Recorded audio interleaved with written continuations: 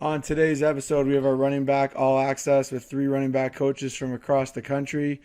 Coach Matt Snyder from Western, Coach Jeff Wright from University of Manitoba, and Coach Chris Hopkins from Carleton. Really excited to have these guys on and talk a little bit about running back play and their offenses and different places they've coached in the past as well. So I'll let these guys kind of introduce themselves and talk a bit about how they got to where they are, and we'll get right into questions after that. So Coach Chris, you want to start? Yeah, Chris Hopkins, running backs coach, recruiting coordinator with Carleton University. I'm actually moving on to offensive line here this upcoming season, but I've coached running backs at Carleton for the last 2 years, and then previous to that, I was at Mount Allison, where I coached running backs for a couple of years and moved around a couple different positions. But excited to talk the backfield. I think it's something that's kind of missed sometimes, so I'm looking forward to this. Awesome, Coach Jeff. Yeah, Coach Reddy, I'm with the Bisons. My first year just wrapped up. Prior, I was with the Winnipeg Rifles for a few years as their offensive coordinator. Did some time with the provincial under 16 and under 18 programs. And I've been coaching since about 2001 in the high school league and such in Winnipeg. Awesome, Coach Snyder. Yeah, I'm Matt Snyder. I'm the running backs coach at Western. I just finished my first season there as the running backs coach and coaching fullbacks and tight ends as well. I'm a longtime high school coach at South Collegiate in London until I took over Western. And I coached a year of junior football as well for London Beefeaters. Awesome. So, guys, first question, I think, there's a lot of offenses that are running inside zone and, seeing some of your guys' teams play in the past, I think everyone kind of runs their inside zone. There's similarities and there's differences. The first question we're looking at is, what do you kind of coach in the running back in terms of aiming point and his reads and how they kind of navigate that inside zone track? Coach Snyder, do you want to start with that one? Yeah, we're a huge inside zone team at Western. We run a ton of variations of it. We're like a front side guard pressing team, so we'll press the front side guard and kind of read off of his block. We'll run it out of different alignments like offset gun or pistol as well. And as far as like the inside zone reads, it's not too complicated. We're pretty standard. Just read the block of the B gap defender, and sometimes you'll get a bounce in the B gap. Sometimes you'll kind of stay backside A or front side or backside A. So nothing really special in terms of that. But I think what kind of makes us special is the stuff that we'll start to do off of it or how we'll change it up a little bit. For sure. Coach Jeff? Yeah, similar. We teach our guys just chase the B gap. That's what we preach. If we're playing a 40 front, we get a lot of 30 front now, but we're reading that B gap defender and making our decision on that. And then just getting vertical as soon as we can. And then just really just pressing how we need to slow play it so that we don't trust that false daylight and cut up too early and turn a 12-yard run into a 3-yard run. Awesome. Coach Chris? Yeah, so, very similar. We talk a lot about reading the triangle, and that's the triangle is basically the front side defensive lineman on the zone to the backside defensive lineman to the second level player. One thing that's really important for us is that we're a forced double team, and I know that some other OUA teams run the same thing. It's not a tight zone. It's a true inside zone where our center's going front side. So we're getting a lot more horizontal stretch typically. So what we're really looking for is that it's basically a C gap to C gap play. So we're not going to wed them to anything in terms of what they read. It's just going to be based off their triangle read. We talk about it's really important. The aiming point for us is the butt of the guard, and we want to press that butt of the guard as tight as we can. So if we get 3 yards push, we hope the running back is running that 3 yards and making the cut as tight to the offensive line as possible. And, the last thing, especially for young coaches, is that as you run inside zone, everybody's going to want to run it like dive and ISO and some of the gap scheme stuff where they're quick hitters or they're downhill runs. And, one of the things we have hard time with young backs is pace to the hole, is letting things develop in front of you. And that's a big one, is coming from either from the pistol or offset, is making sure that your footwork matches basically the mesh point correctly in the quarterback, and then being able to almost hold yourself to about 70% to the hole and then leaving something for your cut through the hole. Yeah, I think that's a huge one that I've kind of seen, and especially as a young player is getting used to maybe a step up in competition, whether that's going from JV to senior or high school football to summer ball or to the university level. That being able to distinguish when you want to be fast becomes so important because the margin for error is so small. And like you kind of said, Coach Reddy, with the false daylight, it's often, when those guys aren't as comfortable in the scheme, they're kind of taking that first available option, which a lot of times, can be a good thing. You want them to be confident in one cut, but if they're in too much of a hurry, you don't give the O-line a chance to create that horizontal wash or the dent that we're trying to get out of an inside zone. Yeah. Sorry. Go ahead. No, you go ahead. Yeah.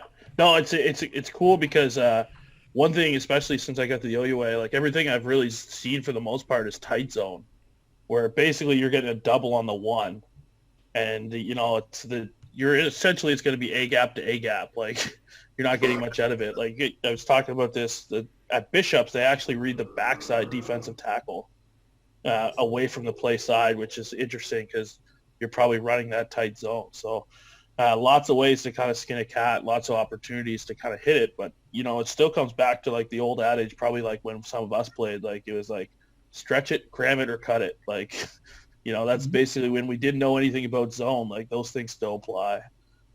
Yeah. Sorry, go ahead, Coach.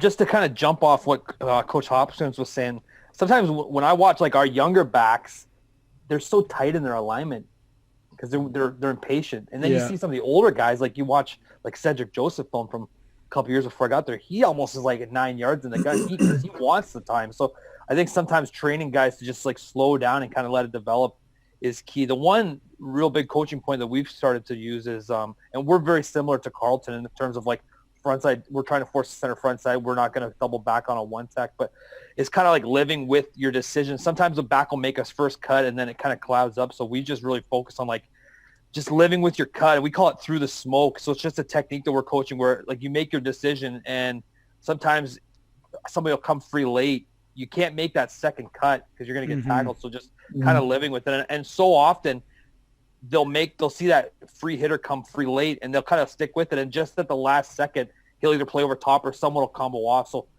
I think that's the biggest thing in terms of what we're doing is just living with your first cut, or sometimes the best cut is no cut. Just kind of living with your decision and getting your pads down and hitting it hard. So I think especially when you see guys when they have that patience and then they make that decisive, like you were saying, Coach Hopkins, that saving something for your cut, that burst through the line of scrimmage, that's where, guys they're feeling good and then they see something late and they think they made the wrong decision.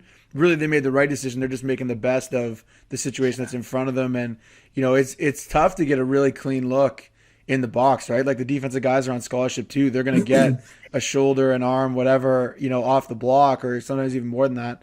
And, guys just being comfortable understanding, hey, like we're running inside zone. We love touchdowns, but 2nd and 5 is great. If we're given 3 yards, if we can turn that into 5 by being decisive, that's a win, right? And often that's harder than, when guys show up and, maybe they're making plays in space and, they're looking great when there's a lot of room for time for them to make decisions. That stuff usually comes long before guys are comfortable, living with the 5-6 yard carry. Like I played with Dylan Campbell at Laurier and he was the master. We weren't doing a whole lot of work for him up front. We had a ragtag group. I'll be the first guy to admit that. How Dylan, came out of there with 2 OUA rushing titles, I'll never know. But, his ability to save something for the end, right? Like he's not a 240-pound back, but he ran like a 240-pound back with that decisiveness. So I think that's a huge point and something you can't, like as a high school coach, it's hard because you don't always have film or tight cut of the film. But just if you're always reinforcing that habit of, hey, once you choose to get vertical, once you choose to accelerate, live with that. Like you've made that decision and really try and, don't second guess yourself and good things will happen. Kind of a second question. A lot of people are using RPOs and there's a ton of different kinds of RPOs, whether you're reading an end or, maybe you're reading a second level defender.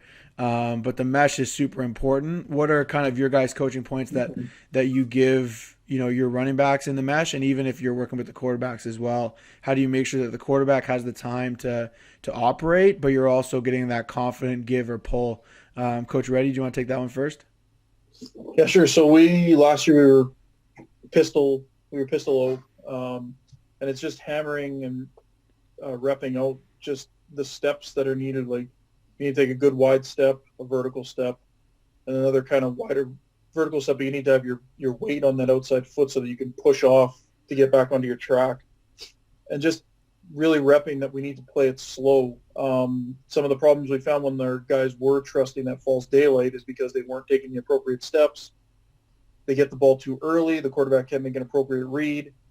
And we're just trying to run up the A gap essentially when we want to go to the B. But the plays where you actually see it slow down, let the proper read happen, make the defensive end make a decision so our quarterback has a proper look.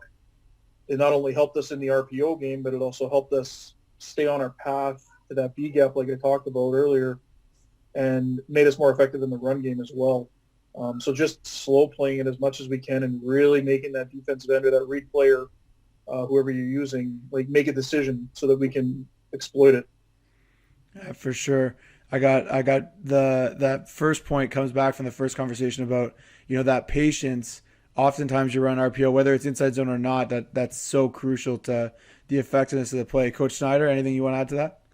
Yeah, I come from an option background. We were an option team at the high school I coached at, so we had done a lot of meshing, and I had worked different techniques of like point or ride the side. And Western, we're a long ride team, so we'll long ride our RPOs. I think the first thing when you're running RPOs or any kind of option play is the running back has to understand like he's responsible now for the mesh, because if the quarterback is reading a defender, he's not getting his eyes to the mesh point. So the running back has to understand like you're the one that has to be responsible for getting to the mesh point, making sure that the quarterback can keep his eyes on the defender. Slowing himself down is key, like kind of taking a hair off your pace just so you can work through the ride a little bit longer. We want to get the ball back as deep as possible so we can ride as long as we can. And but you don't want to ride forever. You can't ride past the front hip. There's an old option saying like better wrong than long. And a lot of times fumbles will happen when the quarterback tries to pull it like really late. So at a certain point in the ride, the quarterback has to understand and the running back has to understand like this ball's got to be given no matter what. And then I kind of thought about this question after we had talked last time. The one other thing is I think you have to talk to the running backs about an RPO stuff where there's an option to give is if the ball gets pulled, you can't just stop and kind of stand there and watch. Like it's not like a protection, a play action where you can work off your fake and block up protection. You have to run the ball, like the route as if you have the ball. And it does two things. It gets you out of the quarterback's way, but also you can start to suck defenders to you. So if you run the play as if the ball has been given and run it just like you have inside zone, you might actually get like the read kind of running to tackle you, and all of a sudden you get guys wide open. So that was something I kind of thought about after we had spoken last. Yeah, that's a huge point. And I was watching actually some LSU film yesterday, and they've obviously been super successful down south with the RPO stuff, and they do a really good job. Like every time Edwards-Helaire doesn't get the ball, he hits the line of scrimmage. And I've never really thought about this, but even if it's not the read guy, if you're going to complete a slant or a glance or a bubble or whatever you're throwing off it, even if you just pull one defender away from where the ball's going, you never know, right? Like we all hopefully have those guys in our team that are capable of making one or two guys miss.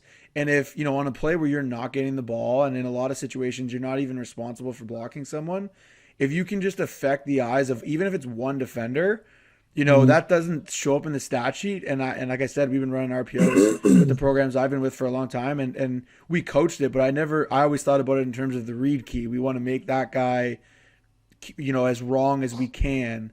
But even the effect I saw it having on other players is huge. I think that's a great point. Coach Snyder, Coach Chris, anything to add there? Not much. I mean, the biggest thing we talk about is, sharing ownership of the mesh. It's kind of hits on what Coach Snyder said, is that now, like, the running back's not just going to run through and expect the quarterback to put it in there. And understanding that now you have a role and the pace. I think that the biggest thing that you get out of this is that, like, it's not like another mesh. And that's the big thing. It's even a little bit different, I think, than like your traditional inside zone read mesh. I think that there's almost a little bit more pace or a little slower pace to the RPO mesh, and making sure that if you're doing this and you're doing this at young levels, you got to practice it. Like for us, like mesh it's a non-negotiable. It's an everyday skill. Like, and we're coaching footwork, and you're coaching the quarterback, and and quarterbacks sometimes in mesh, I hate to say it, but we're all running backs coach, but like quarterbacks sometimes in mesh periods are some of the laziest ones, and being able to like coach them through like getting the ball as deep as you can and understanding like once you get to the belly button, you're done. Like you got to hand the ball off and you got to go. And, we actually coach the runaway a lot here at Carleton, and Like we run a lot of like stretch and stuff like that. So we are coaching our backs constantly about like what they're doing after the ball's pulled as well. So yeah, those are some of the good things about it, but don't take it for granted. That's the best advice I have for it, that it is an acquired skill, and it's not something that you can just line up on a Thursday if you're playing on a Saturday and decide to run it. It's something that you got to practice every day. And I think it's one of those things that as coaches, like, it seems simple, right? Oh, we're going to read one guy. We already run inside zone, or, we already run zone read mesh, and we read the end. What's different if we're reading the will linebacker? Well, sure, there's a ton of similarities your players can take from it. But, like you said, it's an acquired skill. It's its own beast, right? Your quarterback's eyes are in a different spot. The way he pulls the ball to throw might be very different than the way he pulls the ball to escape, on zone read, and all those things kind of create changes. And I think being committed to what you want to be on offense is important in general, but especially if you're going to introduce that level of complexity of reading a defender, that practice time is an important investment to make. Next question, and talking a little bit about the pass game, and one of the cool things I've enjoyed about coaching the running back position, like a lot of guys, I came from an O-line background, and the run game stuff was fun for me, but it's been really fun to see all the different ways you can involve the back in the pass game. I think it's something, if you turn on the CFL tape, like I love watching Andrew Harris with Winnipeg. He's unbelievable, in terms of being a versatile guy and, racking up yards for his team in a number of ways. What's kind of your guys' go-to way to try and get the back involved in the passing game? And it can be anything from, designed route concepts to screens, or however it is you guys try and get the back involved there. Coach Snyder, do you want to start with that one? Yeah, we're a pretty run-heavy two-back offense. So one of the easiest ways that we'll do is just play action and leak the fullback to the flats. I think we'll run a bunch of different concepts where we'll take like power or split zone, like counter H, and have the fullback just kind of carry through his block into the flats. So that's an easy way. And then I think the other way we do stuff is we'll just take certain concepts that we run where we have guys coming from the backfield and running the flat routes, like, for example, curl flat, or like dig with an under. And we'll just have the running back run that route from the backfield. So you can kind of double the concepts in your offense by replacing like your number 3 flat route with the running back from the backfield and running it out of 2x2. So just simple things like that would be the easiest way. And obviously we'll run some slow screens. I think we'll talk about that in a bit as well, but those would be the two main ways we would do it. Awesome. Coach Jeff? Yeah, we very similar. A lot of our stuff's like check down related, but we will flare them out into the flat or throw swings. We played with some wheels and stuff out of the backfield as the season kind of went on. Trying to exploit some matchups. It's all scout based, right? This linebacker is going to go with the half's going to go with the motion. We leak this guy out on a wheel. We know the linebacker is going to give us that matchup based on what we see in film. That's basically, like I said, a lot of check down stuff, and then like we will flare them out a fair bit, and either to open something up behind them or give them the opportunity to potentially be the target in the pass game. And I think any way you can get that guy into space is important, right? Like, you spend a lot of time trying to run inside zone to get that guy out into space, or your counter power or whatever it is, and it becomes really hard to ultimately always get all the guys blocked. I think the passing game opens up some stuff for you that way. Coach Hopkins, what would you kind of add to that? Yeah, I think that if I'm looking at it from a high school perspective, and when I was coaching high school, the first way is like the empty package, opportunities where you basically just have exit for your tailback or your fullback. And, I think those are probably the easiest ways. It's just an opportunity that you're going to be 3 strong on this concept, or you're going to be 3 weak on this concept. And, keeping their world small a little bit in terms of understanding that these are the only like 3 things we're going to run out of empty, or like we're going to run out of 4x2 and you're going to be the 4 guy and we want to run bubble to you because you're good in space, and those things are pretty straightforward. I think the other thing, and I know that, we've talked about this before too, is like just the simple way of just tagging your tailback.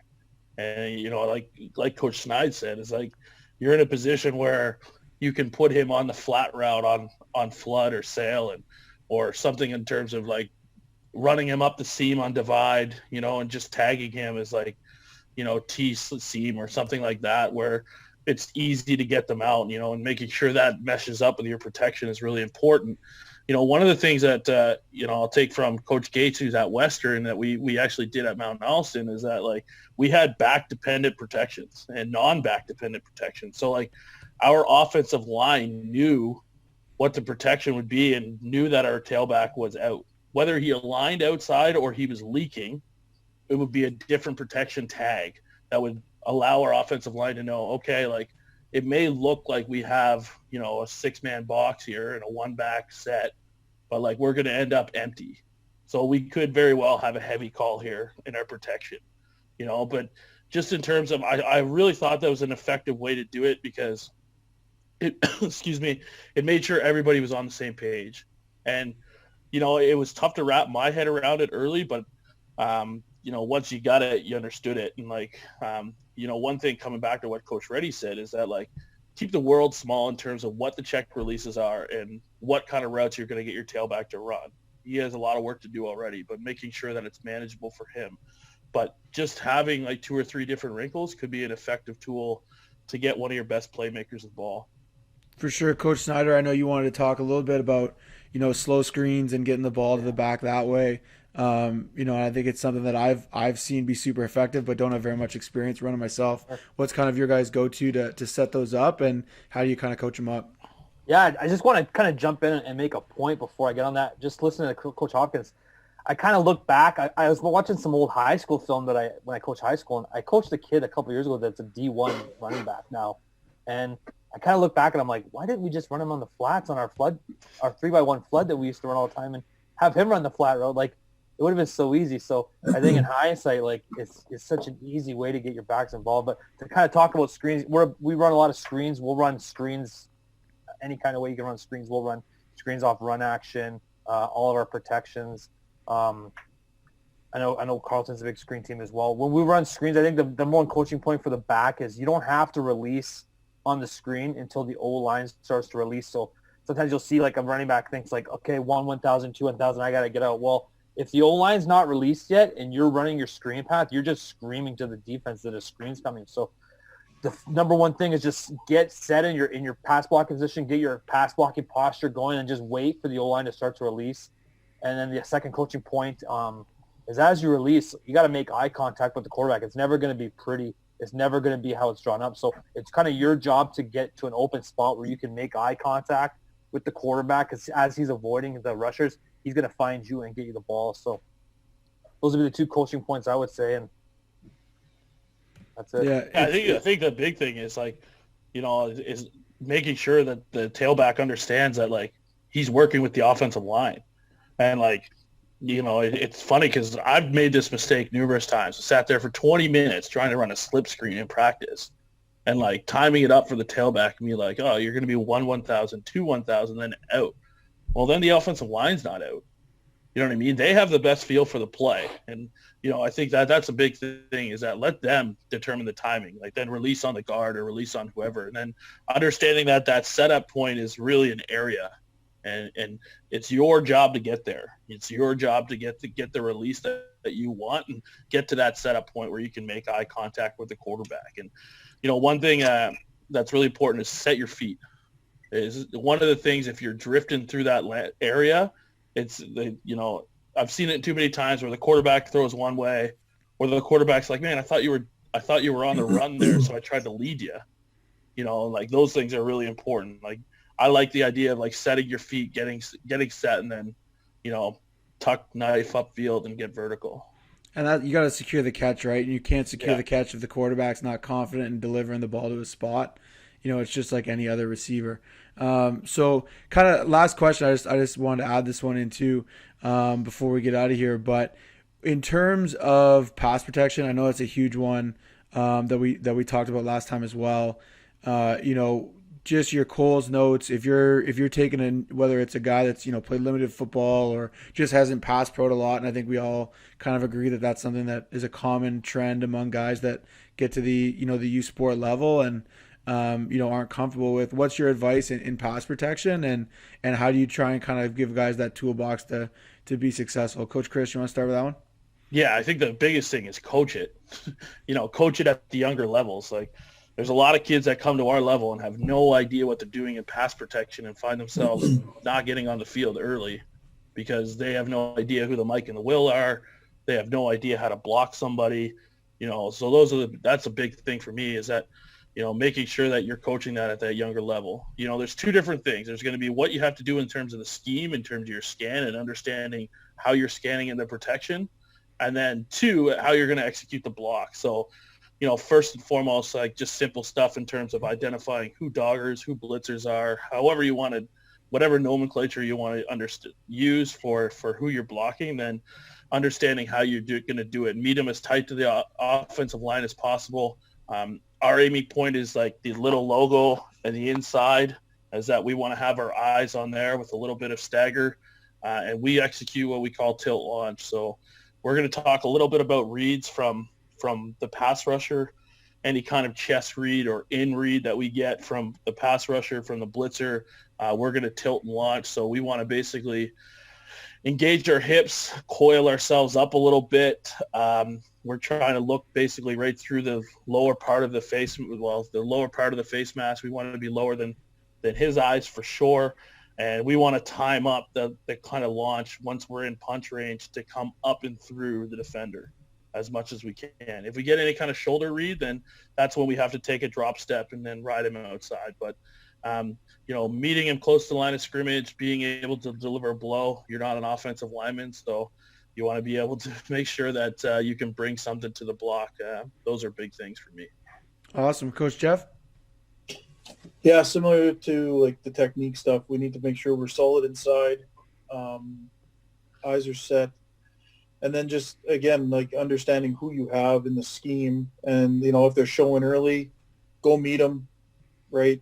If they're coming late, put yourself in a position where you're not going to eat a fastball to the face, and you have maybe you can get a good block with your hands, maybe you got to cut them, but to be in a good position where you can get, if you do have to make a decision to cut, that you're in a good athletic position that you can get that thigh and really, make a safe, not only for you, but for the guy blitzing, but a safe cut that's going to take him out of the equation. But again, it's just the eyes and then just throwing punches and not trying to catch guys. You get, especially at the lower levels, even in USPORT, you see it, but at the lower levels, guys, they don't understand, throwing their hands. And a lot of the time, they're doing this, hands out, and they're eating fastballs in the face, and it's just dangerous, right? Just teaching them to be in a good, aggressive, athletic, safe position to protect themselves, and then ultimately just protect your quarterback. For sure. Coach Snyder?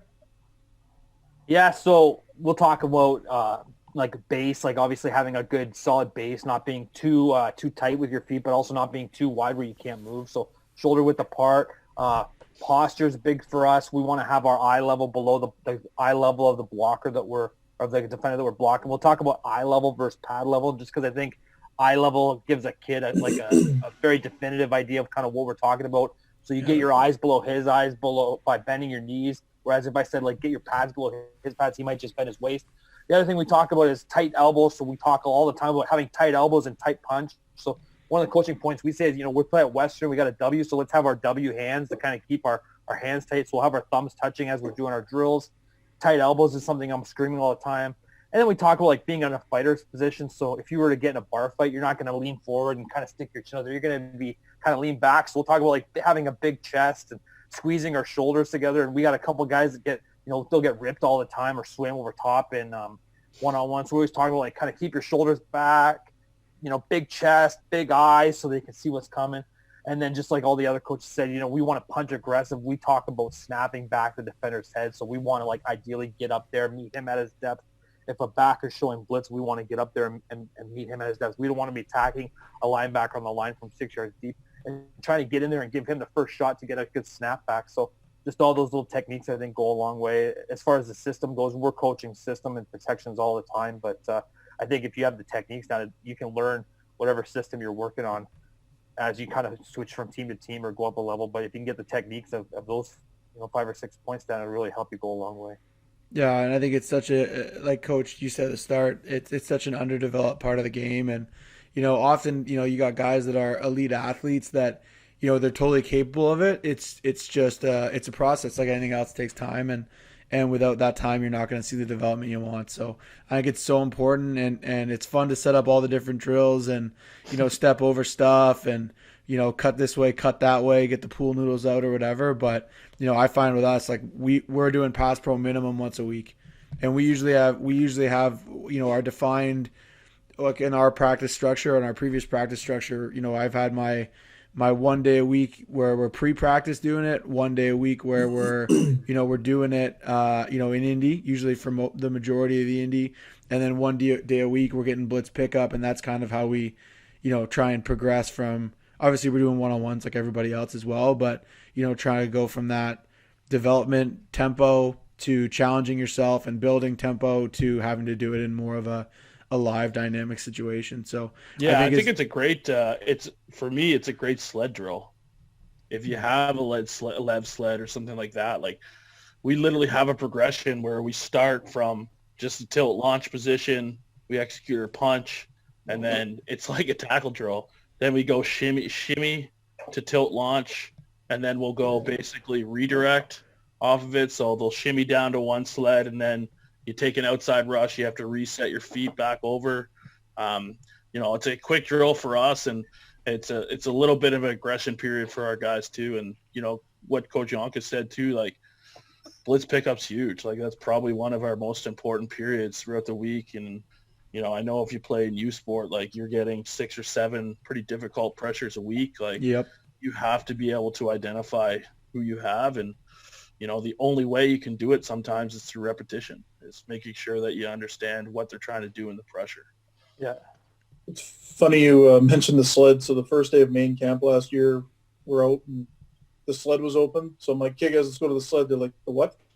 I love that thing over there. We're going to hit that. You need to learn how to throw your hands properly. Well, I think it's like I think a lot of coaches have got away from it. I'd be anxious to hear what you guys use it for, but like, I'm a huge sled guy. I like it a lot. Like we'll use some of our power stuff off of it, like even just pad flip where we drive and then flip our pads off of it, stuff like that. And sometimes like we'll do some profile stuff with it, like on the side, but just another tool that you can use rather than a guy holding a bag. Yeah. The other thing is everybody hates, like there's going to be one senior guy that comes up and knows the technique, and then there's a freshman who's holding the bag, and all of a sudden he's flat back because he didn't realize what kind of punch the guy's bringing to the party. But yeah. That's a big one too, I think, with pass pro, because often guys are at such different levels. Like, all of us have probably worked with guys that, are ready to be running back coaches by the time they're done. And then you have other guys that come in that might have all the athletic ability in the world, and even 6 months later, they might be in a great position. But they just have so far to go in certain skills. And I think one thing we always try and do is a lot of our pass pro work we do it in partners, and we have med balls. So we try and avoid the bags as much as we can, like everyone, right? There's only so many sleds, and there's other position groups that are looking to get their hands on that bad boy too. So when we don't have the sled, like we really try and use the med balls, because it just creates a little more realistic look. I think the med balls are always great for the hips. Yeah. Like you're always going to see the hips come through with the med balls, especially for the guys that aren't necessarily as strong as some of the senior guys. They have hand placement. It's huge for hand placement. Coaching hand placement was a big point of emphasis for us this offseason. So it's getting guys to come in tight. I think the other thing that with pass protection that I think guys have to understand is, like, if you just get run over slow, you're kind of doing half the battle, right? 100%. We're talking to our guys a lot about, like, kind of foot posture. Like if you're blocking and the quarterback's on this side of me, you kind of want to have like that inside foot a little higher. You don't want to be like a crazy off kilter stagger, but you want to have that inside foot a little higher so that you don't create a soft shoulder. If your back foot ever gets kind of below your outside foot, you start to get that soft shoulder and you start to get beat inside. Oh, how many times have we seen guys on film that they'll get beat inside on like a B-gap blitz, and you're like, well, look at your feet. Like you're off stagger. So right there. So just coaching that point and kind of having that power leg and that back leg and just maintaining that position no matter what, I think goes a long way. So that's one thing that, like I kind of mentioned before, my background's O-line, and I work with Irv Damon at Laurier for 4 years. And the attention to detail and the placement of, each of your feet and your hands. And that's where I stole the med ball stuff from. And we like we'll throw it sometimes, but more often than not, we actually use it as a supplement for a bag. So we'll hold it kind of on top, if that makes sense, because it gives you that like that angled chest that when you get a blitzer, like he's not running with his hips square and his chest up, right? Like there's going to be that forward lean, and it creates a little more of a realistic surface, and it also isn't as flimsy. You get the guys like I always love the classic film where you get the punch and you pop the bag up, and it's like, yeah, the bag weighs 6 pounds. Like I'd hope that we can do that. Whereas with the med ball, like if you're gonna create that upward momentum on the med ball, like some of ours are 15, 20 pounders, and the guy's holding it on top. So you have that resistance where, yeah, we want to, punch low to high and use those tight elbows, but you really need them, and we always try and pair our guys up, with age. We don't ever want a rookie and a rookie together, because we want one guy to kind of mentor the other guy. But we're also, and like a lot of you guys said, I know Matt does, but I coach the fullbacks as well. So I got some 250 pounders in my group, and I got some, guys who are lying about being 185 in my group. So there's big separation there, and we try and match guys up, physically, but also, we put a little bit on our vets too, especially pass pro, because guys are so nervous about it, right? Like one-on-ones is a showcase period, and you'll get a lot of guys in high school. Well, yeah, they did one-on-ones, but they actually lifted weights, so they were fine. You know what I mean? Like I just pushed the guy. I'm just going to hit him. And that's, I think, a huge thing for us, is trying to take the anxiety out of it, because it's such a competition period. And you get the guy that's walking around, he's got the big time swagger, and then it's pass pro one-on-ones, and they're at the back of the line a lot. And I think that's where trying to build the confidence. And like you said, Matt, I think it's huge. You do not need to be a dominant pass protector to be a functional pass protector. You need to understand where you need to be, and you need to develop a skill set. Like Coach Jeff talked about the cut. If you're a smaller guy, and you really got to invest in that more tilt launch style, because like you said, you're not carrying the 285 pounds that the tackle is, right? And you just gotta kind of develop that skill set, and whatever it is for you that makes you effective. There's a lot of ways you can win a pass rush rep, and most of it comes down to being in a good position and trying to maintain that good position. It doesn't need to be perfect to be effective. Yeah, we actually have to coach like first-year guys on how to hold the bags. Like they always want to hold the bags kind of like this. Like no, like hold the bag against your body like this. The bag is designed to protect your body, so we don't want it moving as guys are blocking. So we kind of get them like hug it like this, and we've gone to the med balls as well, like you guys. So just little things like that. It makes a huge difference. The hand placement thing that you said, Coach, is the biggest one for me. If you have a drill that's causing guys to, and like you said, the way they're holding the bag, if they're fitting their hands in a position where you don't want them just because of the bag that you're using, you got to find a way to make that really replicate, what you want to get out of them. So one of the big concepts that is always, I think, something that's important for a football coach to consider is, how do your drills translate to the game? And, the running back is such a dynamic and fluid position. So I just want to get kind of your guys' take on if you have any drills that you think particularly translate really well, or things that you try and work into your drills to kind of create that game-like environment. So Coach Snyder, we'll start with you for that one. Yeah, we're a bit unique. We don't have a dedicated fullback coach, and our fullback in our offense does not carry the football. There's no plays in our offense where we're going to hand the ball to him. So I had to come up with some drills to work both the fullback skills and the tailback skills. So basically what I did is I basically just took our 5 main plays and kind of broke those down into drills. So like, for example, say we were running inside zone with a split zone fullback across the formation type one. We'll do a drill where we're going to basically have the fullback blocking another fullback holding a bag, and he's going to be getting coached on his leverage. And in the meantime, our running back's just going to be running his track, kind of working off his first read, which would be that front side guard read. We'll have a running back holding a bag, kind of stepping out or stepping in to make the running back have to decide, is he staying in the B gap or cutting A? And then we'll do that for a while. Then we'll kind of move to the next step, which is say, okay, this ball is now staying backside. Now I want you to make your second read. So essentially, we just come up with drills for the plays that we're running, the key blocks that our running backs are going to have to see in a game, and kind of have him reacting over and over. And then as we're doing all those drills, we're coaching the little things like his stance, his footwork, his ball security stuff. but we don't do a ton of drills where we're just going to go around cones for 10 minutes. It wouldn't be beneficial to both our position groups, and honestly, we don't have a lot of time to do indies, so we kind of have to get our guys ready to go and play football. So. Yeah, I think that's the tough part is it's so different in everybody's offense, right? Like you get some guys that are all gap, some guys that are all zone, some guys that are trying to do a bit of both. Coach Jeff, what's kind of, your advice to running back coaches trying to make their drills a little more game-like so that their guys can translate that on game day? For sure. Well, for us, I try to work pass pro as much as we can, obviously. It's so important, like we talked about, just trying to give them best looks for throwing their hands, working their cut blocks so that it's always fresh. And then if we're doing a lot of bag and cone stuff, just trying to throw in ball security. Trying to pull the ball out, or at the end, we'll set guys up with shields and do explosion through contact, stuff like that. So just try to, even though we're working on agility skill, we're also trying to focus on the football part as well, and the end of plays, so you're not going to necessarily always be able to get around a guy. You're going to have to go through them, right? So stuff like that I found worked for us last year. Awesome. Coach Chris? Yeah, I think it's tough. I mean, especially at running back, my perception before I started coaching running backs is you just give them the ball, right? They just run, So but I don't think there's anything you're going to do perfectly in terms of what you do in drills to mimic that game day feel. And the biggest thing, my best recommendation, young coaches and young players, is don't pull out the obstacle course. Don't make it American Gladiators.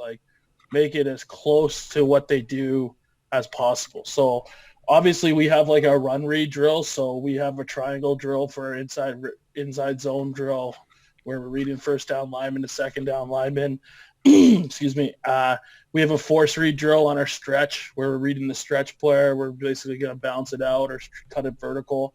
I do a lot of the stuff the same thing that Snides does, is that we'll mimic a pull read, making sure you set yourself up with the inside of the puller. Now they get to the contact point and then splitting from the puller on contact, which is big. And, and just getting them those reps and that feel of what the play should look like is probably the best thing, but it's never going to be as good as, the game day feel. You just have to make sure that they understand what their reads are. And along the way, you're coaching the simple things like footwork and ball security and pad level and those things that are going to make you a great back. In terms of the pass pro stuff, I don't think there's a better drill that mimics, game day is, blitz pickup with the O-line, being able to just set them up with the offensive line and running through the pressures and understanding, when you're going to block a guy and, who's coming. But those are the things that have been great for us. So some of the stuff I kind of started to incorporate in the last year were just simple reaction drills. We were in a position where we need to be better at making guys miss and breaking tackles. So I was what am I going to do? You know what I mean? Obviously we talk about your tool chest and your tool bag of your straight arm, your pad flip, jump cut, speed cut. We practice those things, but we'll also just do a drill where I'll literally line a running back up in front of me, and then there's a bag up over top of them about 7 yards, and I'll give them the ball and they'll turn and run and make the guy miss in space. You know what I mean? And just being in a position where they understand what their tools are and they have to react quickly. Go ahead. I think that's one of the hard things is because you don't want to tackle live, right? And you get so little indie time. That's one of the big eye openers, I think, for any of you guys that have worked with offensive line. I was an offensive lineman. We had all the indie time, right? You got specials, you got pre-practice, right? Inside run was the fun part. The indie time was, we had so much time there. You go to running backs and you're in Skelly. You're in inside run. You need your one-on-ones. You're not ever getting a break out of specials, right? So now that 10 minutes, 8 minutes, if you're lucky, 12, 15 minutes a day is so critical. And I think, like you guys said, it's about mimicking whatever you're going to see in your offense. That's what your drills have to look like. And I think, the adage about the American Gladiator is so true. You see all these whether it's 7-on-7 or whatever, they've, guys working on a beach, and I'm just I don't know about you guys, but my guy rarely makes 12 different kinds of cuts on one play. Yeah. So that's the tough part, I think, is sorting through that. We do two drills that are super basic drills, but I really felt like they showed up on the film. So we do like a box tackle drill. I'm sure you guys have all seen it. Kind of create like that 10 by 10 box, and we'll have the running back and the linebacker kind of start on the same side and work like a pursuit tackle. And we'll do that at like so many different tempos. We'll do it against linebackers in like a one-on-one period, but we'll just do it against ourselves. And basically, we're just telling the running backs, like, we're trying to work on that one cut. I think you called it a pressure cut in your running back drill, but we call it like a burst cut.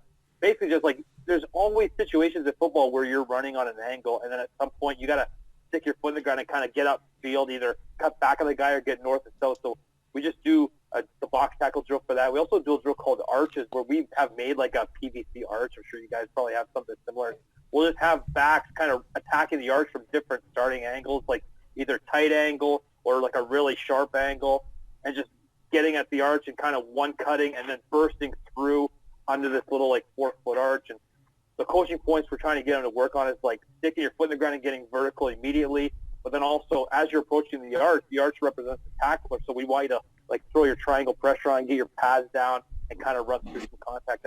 And by doing those every day, like 2 or 3 minutes a day in your early outs, you start to see the guys understand, like, when you have to make a cut, you can't patter your feet 7 times and then try to juke this guy. You got to stick your foot in the ground and get north and south, or you're going to get tackled. So that's just something simple that if you're coaching running back, doing those skills versus, like Chris said, like doing the cone obstacle course where they're making 850 cuts and then doing a turn and flipping over. Like, that stuff doesn't translate to on the field. But if you watch football, there's always situations where guys got to put their foot in the ground and get north and south right away. So. For sure. And I think like Coach Jeff said, and then you alluded to as well, Coach Chris, like if you're in most Canadian passing or offenses, you're throwing the ball 50% of the time, right? You need to be investing indie time in that pass pro work. And whether it's from a developmental standpoint for your younger guys, and I always joke, your first year is just about surviving one-on-ones. We'll win one-on-ones later. It's about, surviving one-on-ones.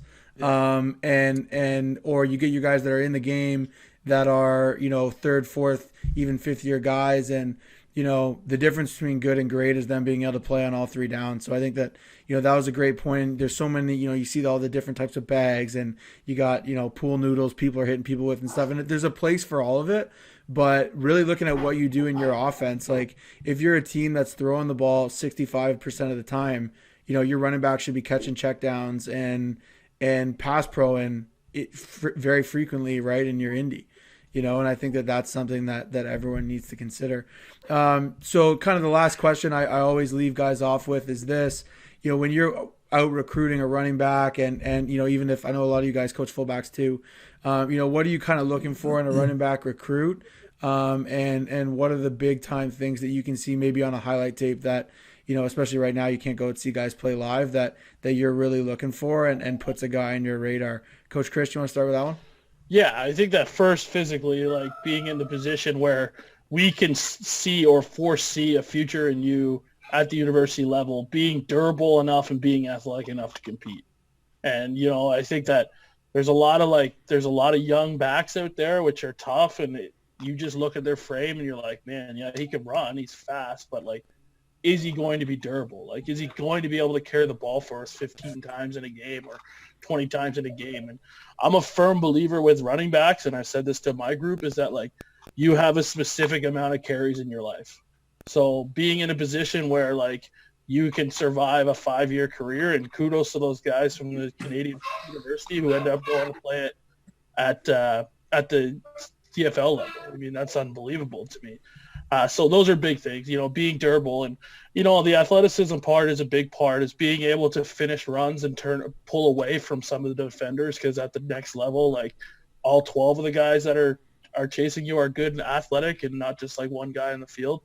But the biggest thing that you see this a lot, cause there's a lot of underdeveloped offensive lines in young youth football. So like, yeah, so you'll get a running back that it only has like 8-yard carries or 10-yard carries or 15-yard carries. Like he can't seem to like pull away. Like every coach I've seen, like, yeah, he doesn't score touchdowns. Like, yeah, but he's making 3 people miss every time.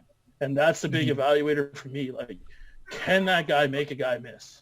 Using whatever tools he has, make a guy miss in space or make a guy miss in a phone booth and be able to finish runs. And those are the big things that I look for. And then off the field, you got to be a great person. You got to be able to pass school. And I think that's lost upon a lot of athletes, is that like football is just going to get me there, and school's going to get you there. That's the thing that's going to get you there, and being able to be successful in school is really important. For sure. Coach Jeff? Yeah, similar with the durability and athleticism, obviously. I like to see a kid who's not afraid to run through the tackles, in between the tackles. Like Coach Chris said with, underdeveloped offensive lines, a lot of times it's, okay, we're just going to run toss, just get to the edge. You're just the fastest guy, just go. But, I want to see a guy who's not afraid, even if his offensive line might not be, the best, isn't afraid. If it's inside zone, he's running inside zone. He's not trying to get to the edge and just be fast. And then what did he do at the second level when he does get his break? And then to just add to the point about the school thing, you got to use use football to get your education paid for, because that's, like you said, that's what's going to be your thing in life, right? You might play pro ball for a bit. You might just get a college education for way less than some kids pay. So you take advantage of it. And then if kids can also show, like pass pro on film and at the high school level is huge. Show that you can actually do it, show that you're interested in doing it, and show that you're not afraid of it. That goes a long way. Yeah, for sure. I think that aspect of, versatility and that you can play, across a variety of situations is huge. And, like you kind of said, Coach Chris, not always do you get the chance to see that. Not everyone's on the same playing field in terms of what they have in front of them. But Coach Snyder, what would you kind of add to that, and what are you looking for in a Western tailback? Yeah, I mean, same stuff that everybody else is looking for. Obviously, we're looking for like elite level players, guys that are kind of like game changers. So just try to find like those guys that are really good in the phone booth. Just like Coach Hopkins said, can they make guys miss in tight quarters? One thing we try to look for is like, does he have things on his film where he's actually getting contact? Sometimes you'll see a running back and all his clips are he's just busting 25, 30-yard, 40-yard runs, nobody's touching. Like, that's not going to happen all the time. What's going to happen when there is a guy in your face that, you have to kind of challenge? Are you a guy that's able to finish runs? Can you run through contact? Do you have a good balance? Do you get knocked over like on the first contact, or can you kind of recatch your balance and get upfield and get a couple more yards? We'll look for some more specific stuff as we start to get a little bit further in the process. Like, does the guy have good ball security, or is it something we're going to have to coach for 2 or 3 years? A guy that's a great running back but holds the ball out here, like, it's going to take us a long time to break that habit of you. In the meantime, we're trying to get guys on the field to play. We'll look for things like, is this kid a one-cutter, or does he pattern speed?